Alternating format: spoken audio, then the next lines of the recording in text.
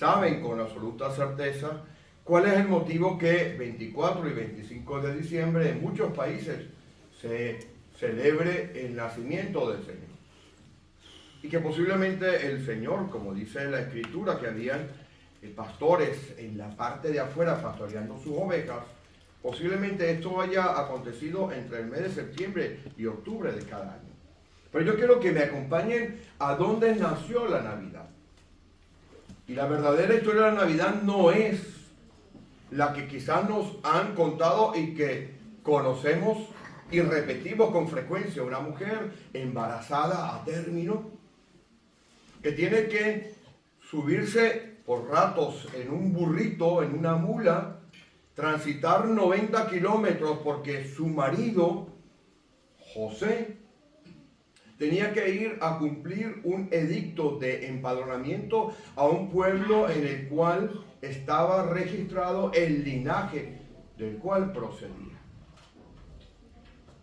No es la historia de una joven que se sometió al dictamen de Dios, como conocemos que fue María, que sufrió el oprobio cuando iba con el cántaro allí a la fuente de agua y le quería contar a sus amigas de 13 o 14 años, que más o menos era la edad que tenía, y decirle, amigas, estoy embarazada.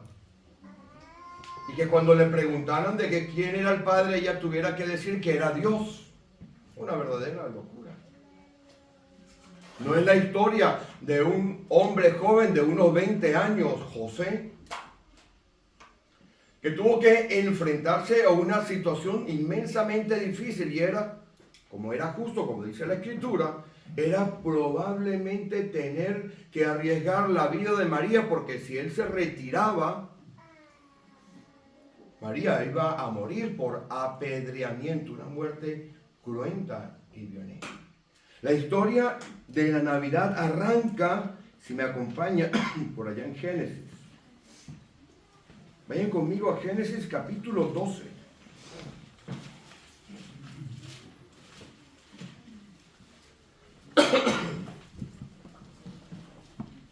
Recuerdo aquellos que están más o menos en mi edad.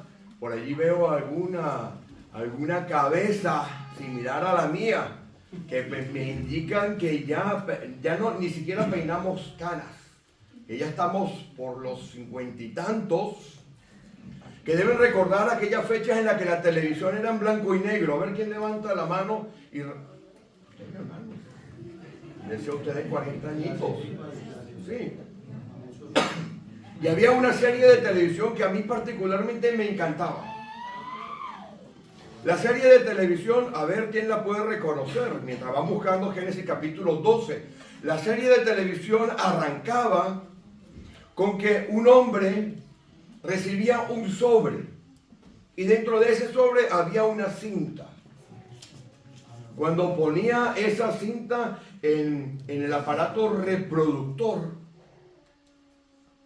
le daba una misión que por regla general era casi imposible que la pudiera cumplir.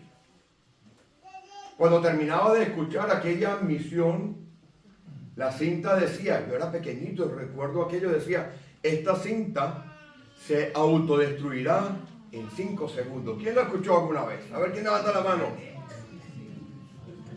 Pues la historia de la Navidad es una misión imposible.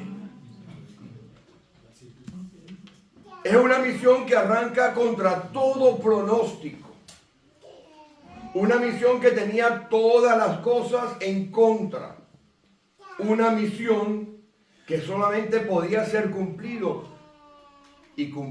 por una persona extraordinaria. Por el Rey de Reyes y Señor de Señores. Pero arranca esa misión imposible allá en Génesis capítulo 12. Vayan conmigo a Génesis capítulo 12.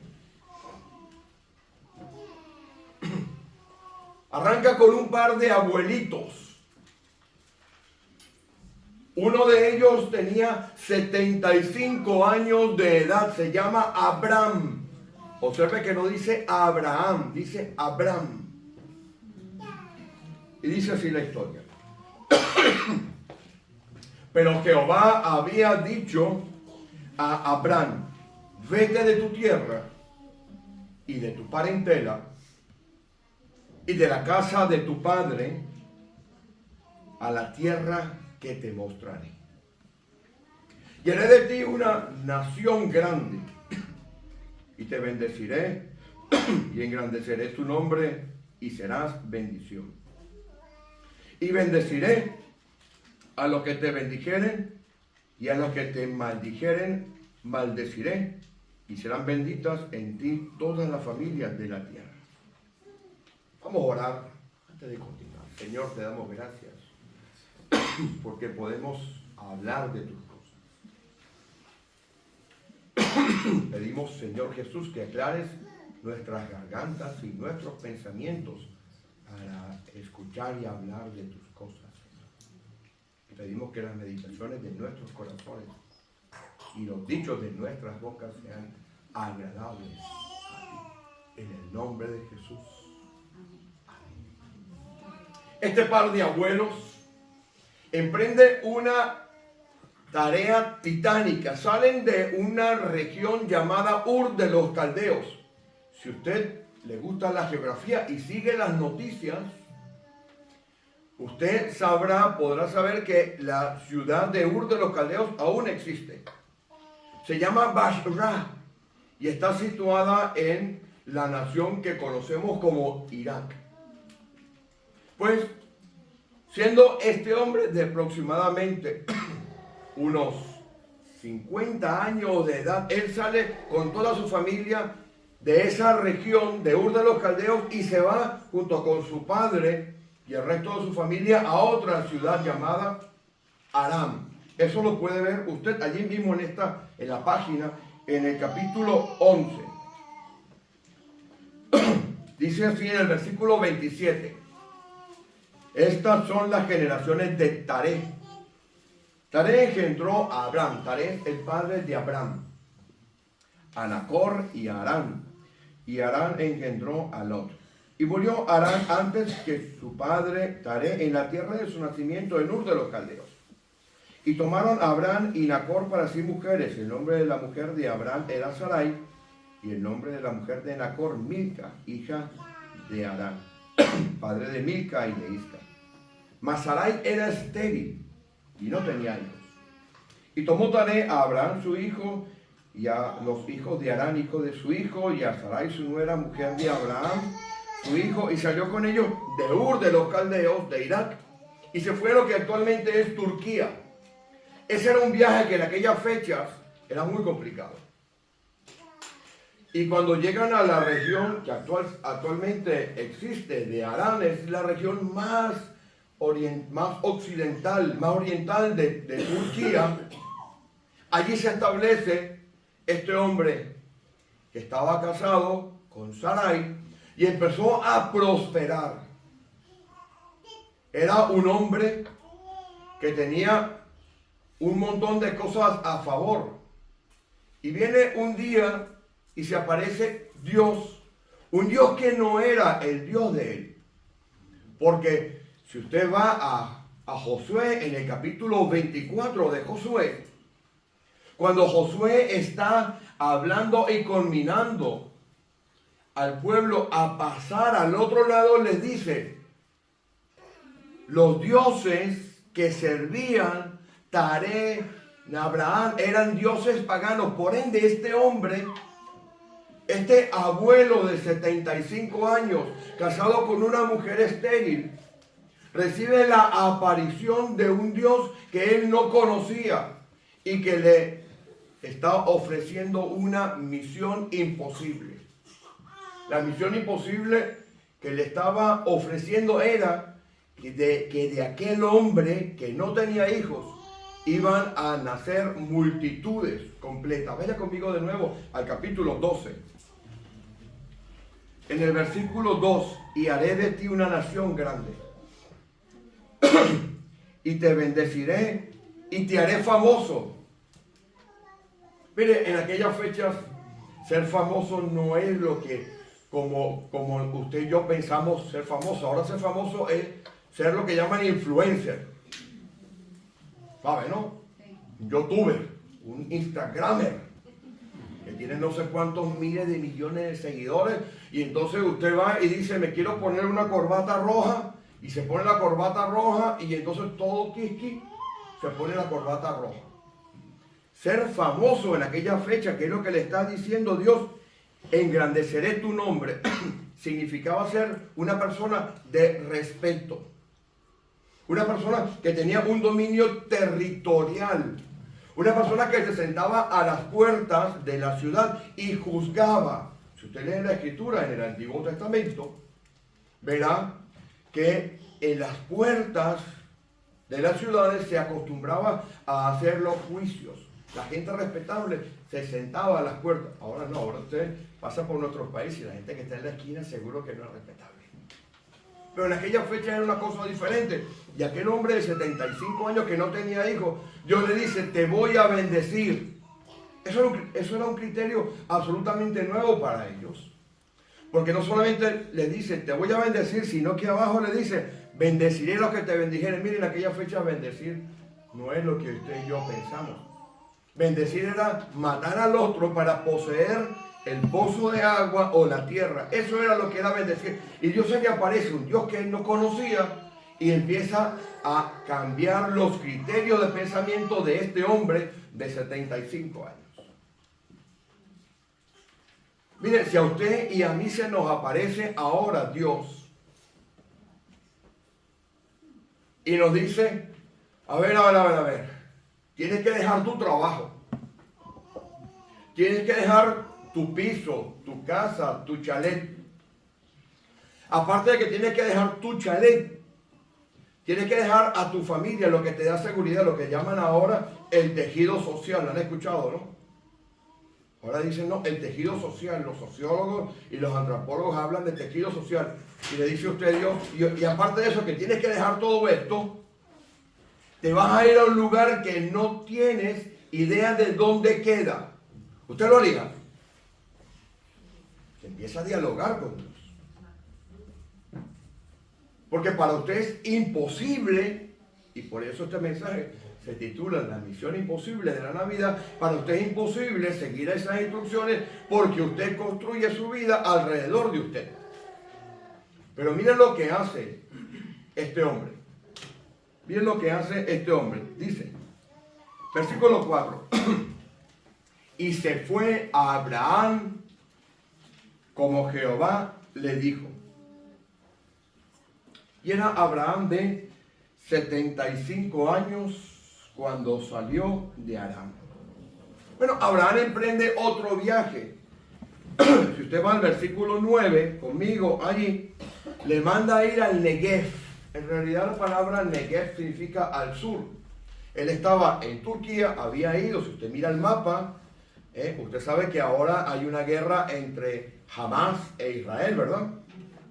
Si usted mira el mapa y ve las noticias, verá que en los Estados Unidos ha estacionado unas fragatas en un mar determinado porque hay en la región de Yemen un grupo que se llama los Hutíes que está disparando misiles. Entonces hay una fragata que están allí que interceptan los misiles. Bueno, él sale de la parte de arriba, que era uno de los caldeos, que es Babilonia, cerquita del huerto de Eridú, donde se piensa que probablemente haya estado el huerto del Edén. Se va hacia el norte unos 400 kilómetros, se estaciona en Harán, empieza a hacer su vida y de repente Dios le dice, ahora te tienes que ir hacia el sur, hacia el Negev, 700 kilómetros más. Bueno, Abraham decide obedecer, versículo 9, y Abraham partió de allí. ¿Cómo se va? Caminando. No se fue en tren de alta velocidad. El otro día llegó mi hijo a Zaragoza y de Madrid a Zaragoza 1 hora, 300 kilómetros. Este Abraham desmontó casa, se despidió de la familia y se llevó a su esposa. Pero como siempre, en la misión imposible, Dios escoge gente imperfecta. Y miren lo que hace Abraham. En el versículo 10, Abraham ve que hay hambre y se va a Egipto. Y Abraham empieza a mentir. Ojo con esto, cuando Dios le llame a usted, tenga cuidado cómo se comporta. Porque Abraham salió hacia una región cuando sintió que había hambre. Lo que hizo fue que se fue para Egipto. Lo ven conmigo, ¿verdad? ¿Conocen la historia? Y miren lo que acontece. Y aconteció que cuando estaba para entrar en Egipto, dijo a Sarai su mujer: he aquí, ahora conozco que eres mujer de hermoso aspecto. Y cuando te vean los egipcios, dirán: su mujer es, y me matarán a mí, y a ti te reservarán la vida. Entonces le dio miedo.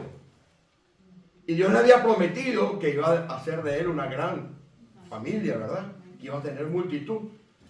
Bueno, resulta que mintió con respecto a su mujer. Claro, Sara tenía 65 años, llevaba una viejita guapa, como la mía. Sara tenía 65 años y tenía que haber sido una mujer preciosísima, porque el faraón quería ponerla en su lugar. Pero observe eso, cuando este hombre, Abraham, no actuó conforme a las leyes de Dios ni al comportamiento que tenía que actuar. Todavía no habían venido los 10 mandamientos, pero el hombre tenía en la conciencia un comportamiento determinado. Metió la misma mentira en su familia y volvió a la familia disfuncional, porque más adelante, por allá en el capítulo 26, su hijo también miente de la misma manera. Como tenemos unos minutos, vamos a verlo. Miren, vayan conmigo al capítulo 26 de Génesis. 26:1. Después hubo hambre en la tierra, además de la primera hambre que hubo en los días de Abraham, y se fue Isaac a Abimelech, del rey de los filisteos, en Gerar, y se le apareció Jehová y le dijo: no descienda a Egipto. A tu papá yo le dije que no, que obedeciera. Tú no vayas a hacer lo mismo. Miren, no hay maldiciones generacionales, hay desobediencias, espíritus territoriales y maneras de ser en familias que hay que cortar. Miren lo que pasó con el hijo de Abraham. Y se le apareció Jehová, versículo 2, y le dijo: no descienda a Egipto, habita en la tierra que yo te diré, habita como forastero. Y le da la misma historia. ¿Y qué es lo que hace este hombre? Si usted sigue leyendo en el versículo 7, a la esposa de él dice: no, es mi mujer. No es mi mujer, es mi hermana. Una familia disfuncional que Dios utiliza para esto. Pero tengo que abreviar en esto. Esta historia de la Navidad, que arranca con este par de abuelos que después reciben una promesa y que efectivamente se transforma en una realidad, no fue creída por el pueblo que tenía que creer. Si usted hace un estudio bíblico en su casa, muy ligero y muy sencillo, usted verá que ese Dios que había dado la promesa de gran bendición era un Dios que parecía que no tenía credibilidad entre su pueblo. Si usted sigue leyendo, y voy a ser muy breve porque hoy es un día bastante especial, y si usted me acompaña, por favor, va conmigo, si le parece bien, a Hebreos.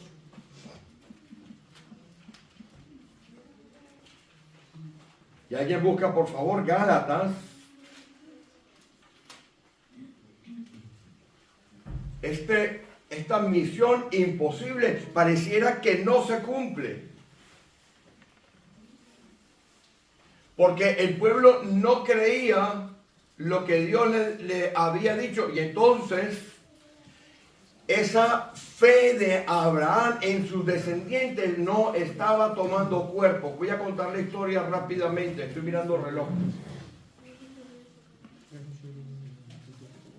La familia de Abraham era una familia disfuncional.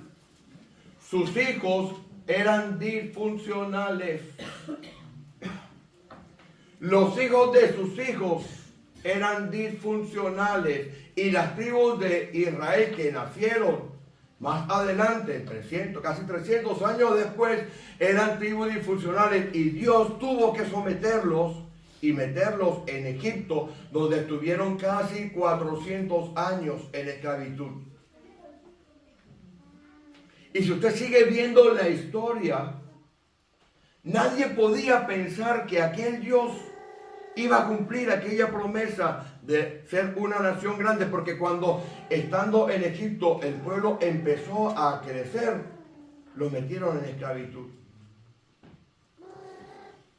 Si usted sigue leyendo, aparece por allí en el año más o menos 1300 años después, antes del Señor Jesucristo, aparece Moisés y le saca al pueblo, y parece que las bendiciones aquellas dadas a Abraham iban a empezar a funcionar en la vida del pueblo de Israel. Pero después el pueblo de Israel se ve absolutamente azotado porque empiezan las guerras entre ellos, empiezan a edificar y a olvidarse del Dios de Abraham. Viene el periodo de los jueces, en los cuales usted ve que el pueblo se está yendo de un lado para otro. Se habían olvidado de la promesa que había hecho Dios y se habían olvidado también de aquel Dios.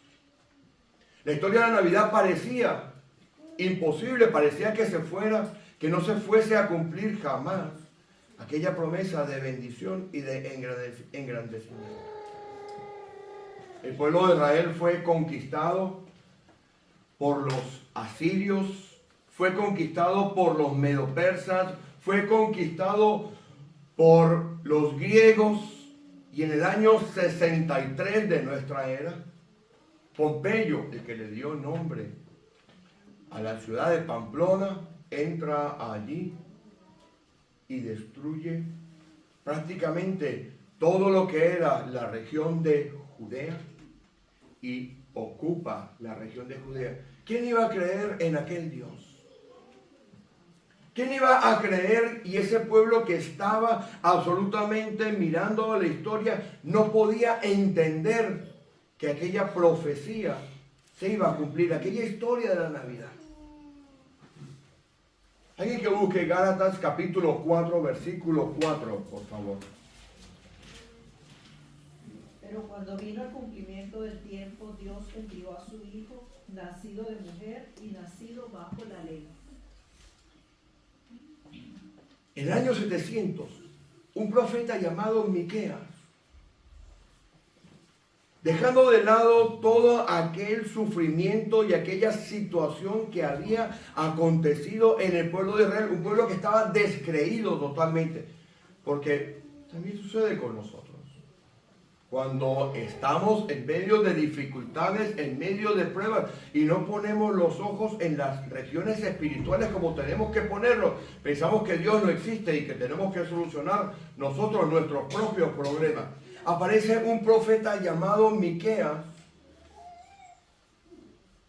y habla sobre una promesa.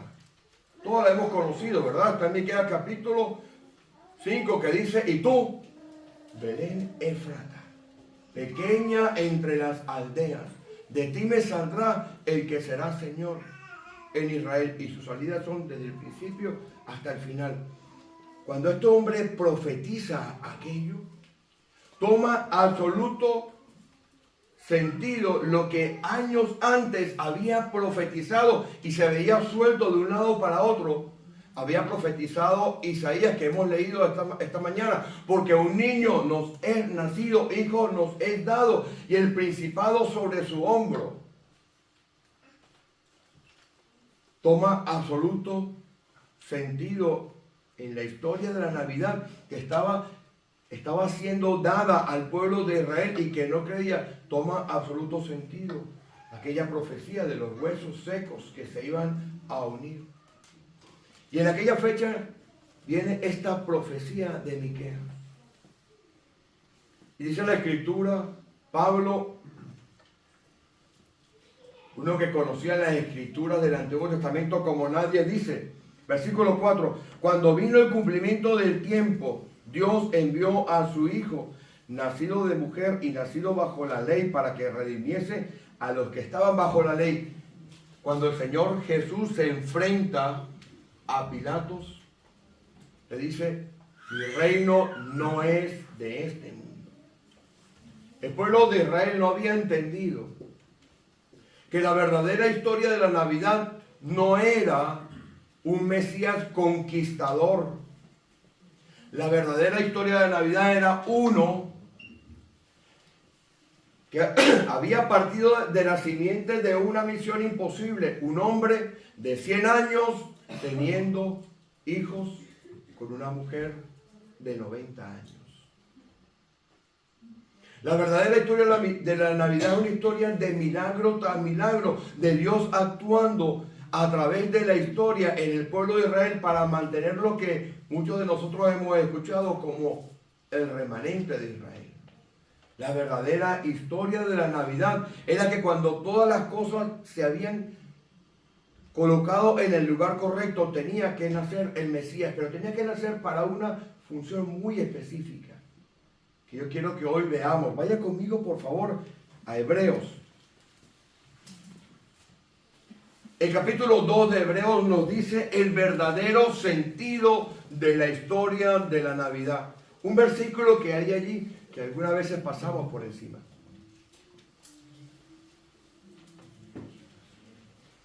La verdadera historia de la Navidad nace con una familia disfuncional, con un hombre pagano, con una mujer estéril. Se va transformando y se va desarrollando a través de la historia de Israel. Y allá, cuando Pablo dice, cuando todas las cosas estaban en el lugar correcto, había que esperar a que Roma estuviera con el control completo de Judea. Y mire cuál es la historia de la Navidad. Versículo 14, léalo conmigo. Lo voy a leer en la versión Reina Valera del 60.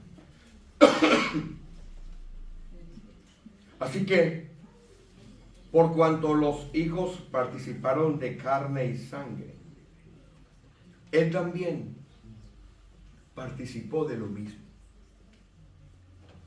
¿Para qué vino el Señor? ¿Cuál era la misión imposible que tenía que traer el Señor? Este versículo nos enseña. Para destruir por medio de la muerte al que tenía el imperio de la muerte, esto es, al diablo. Usted tiene la versión Nueva Traducción Viviente, mi hermana. ¿Puede leer ese mismo versículo en voz alta? Escuchen cómo se lee la Nueva Traducción Viviente. Debido a que los hijos de Dios son seres humanos, hechos de carne y sangre, el Hijo también se hizo de carne y sangre, pues solo como ser humano podía morir y solo mediante la muerte podía quebrantar el poder del diablo, quien tenía el poder sobre la muerte. Es decir, la bendición no la iba a ver a Abraham. La bendición la íbamos a ver nosotros.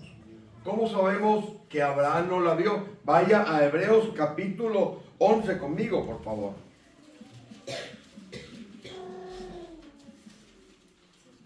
El versículo 13 nos da la clave.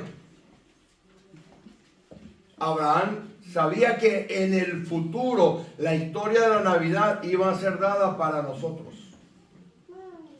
La verdadera historia de la Navidad fue una misión imposible de uno que vino a ser autor de eterna salvación, como dice Hebreos 5:9. Y Abraham sabía que no era para él. Versículo 13 del capítulo 11. Conforme a la fe, murieron todos estos sin haber recibido lo prometido, sino mirándolo de lejos y creyéndolo y saludando y confesando que eran extranjeros y peregrinos sobre la tierra.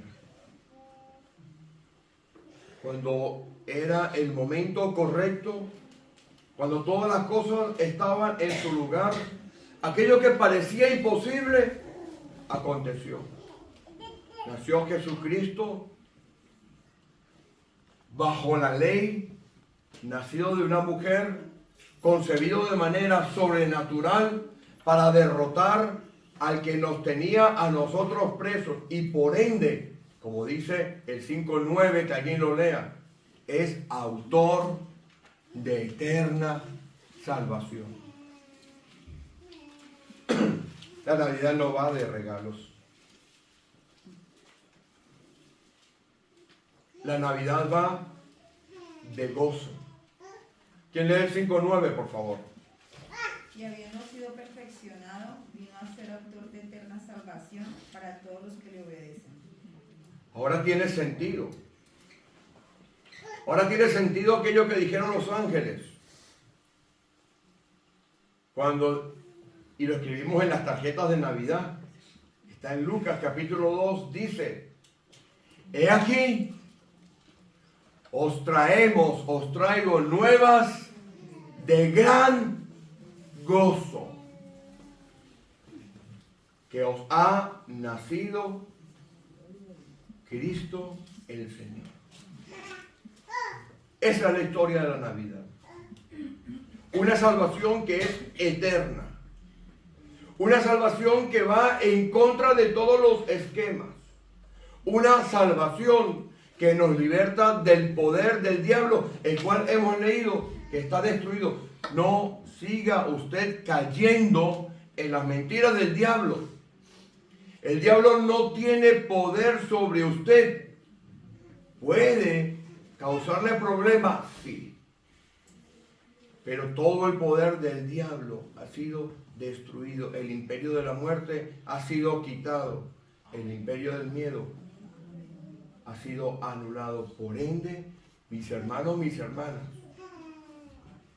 ahora que nos enfrentamos a un año 2024 donde todos nosotros haremos nuestras listas de deseos, ¿verdad?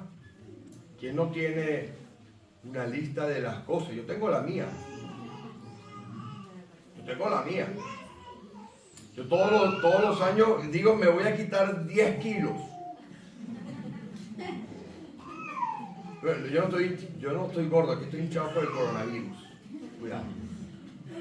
Todos los años digo que me voy a quitar 10 kilos y no cumplo. Yo solamente le voy a pedir que hoy haga usted para el año 2024 un propósito. Uno solo. Un solo propósito. Que usted se someta a la voluntad de Dios.